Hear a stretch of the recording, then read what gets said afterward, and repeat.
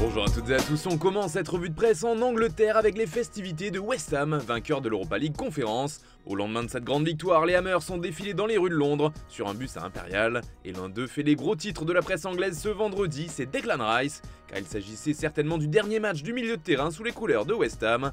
C'est ce que rapporte ainsi le Daily Express. Merci et au revoir, résume le tabloïd sur sa une, car ses dirigeants ont acté son départ et l'ont accepté. Il reste maintenant à trouver un point de chute, et comme le rapporte également le Daily Star, Arsenal arrive avec une offre à plus de 115 millions d'euros.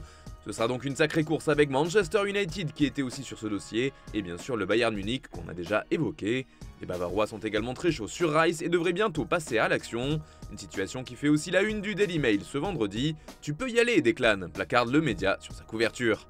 Du côté du Portugal maintenant, le mercato du Sporting fait les gros titres de record, car un transfert pourrait être acté avant celui de Manuel Ugarte, si on en croit le journal lusitanien. Poté en attendant Ugarte, titre le quotidien. Poté dit Pedro Gonçalves pourrait partir en direction de Famalicão, et tout pourrait être bouclé d'ici au 1er juillet. Pourtant l'opération d'Ugarte vers le PSG est déjà bouclée en tout point, explique Record, mais il y aurait certains délais à respecter qui font que d'un point de vue formel, le transfert ne pourrait pas se faire avant le début du mois de juillet. C'est pourquoi d'après Record, Ugarte ne devrait pas être la première opération du Sporting cet été. On file en Italie maintenant avec la Juventus et ses joueurs, car c'est par exemple Federico Chiesa qui fait la une du Corriere dello Sport ce vendredi. Si on en croit le quotidien transalpin, l'international italien serait mécontent à Turin et aurait demandé à partir. C'est pourquoi il est placé sur la liste des joueurs transférables par la Juventus. C'est un autre joueur de la vieille dame qui fait les gros titres de Tuttosport, il s'agit d'Arkadiusz Milik. En effet, les Bianconeri ont jusqu'à demain pour lever son option d'achat, et ils auraient mis un sacré coup de pression à l'OM.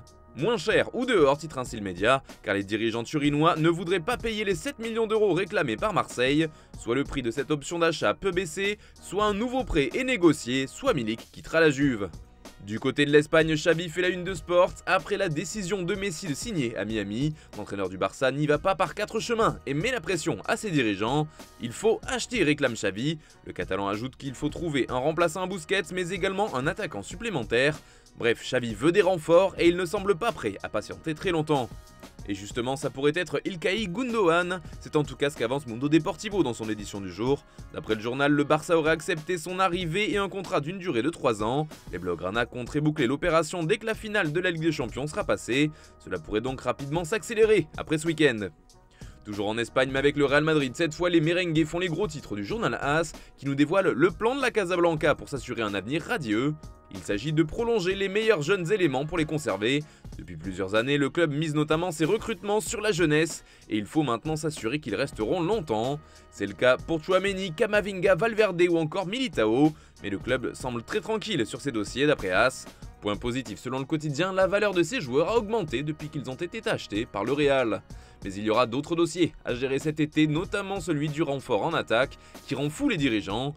D'après Relevo, les Madriennes hésiteraient à investir massivement sur Harry Kane, surtout si le club veut s'offrir Mbappé à l'été 2024, avec un salaire et une prime à la signature qui seront forcément lourds pour les finances du club.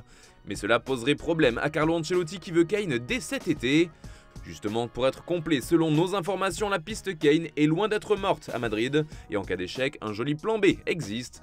En effet, les merengues lorgnent Lautaro Martinez avec beaucoup d'intérêt, lui qui a fait une très belle saison du côté de l'Inter. On termine ce tour de la presse en France avec Paris qui change encore tout, comme le rapporte l'équipe. D'abord sur le mercato avec plusieurs joueurs en fin de contrat, une volonté de remodeler l'effectif autour de Kylian Mbappé. Le journal se demande d'ailleurs, c'est quoi le projet ? De plus, selon l'équipe, le PSG brouillerait les pistes pour son futur entraîneur.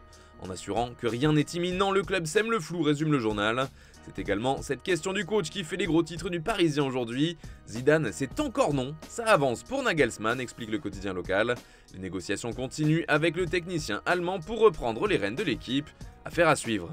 Et puis, info de dernière minute, Konrad Laimer s'est engagé avec le Bayern Munich. C'est officiel, il arrive libre puisque son contrat s'est terminé avec le RB Leipzig. Une nouvelle étape prometteuse qui s'annonce pour le milieu défensif autrichien qui est désormais lié au Bayern jusqu'en 2027. Voilà, c'est tout pour ce matin, bonne journée à tous, on se retrouve tout à l'heure pour le JT et demain pour une nouvelle revue de presse sur Foot Mercato.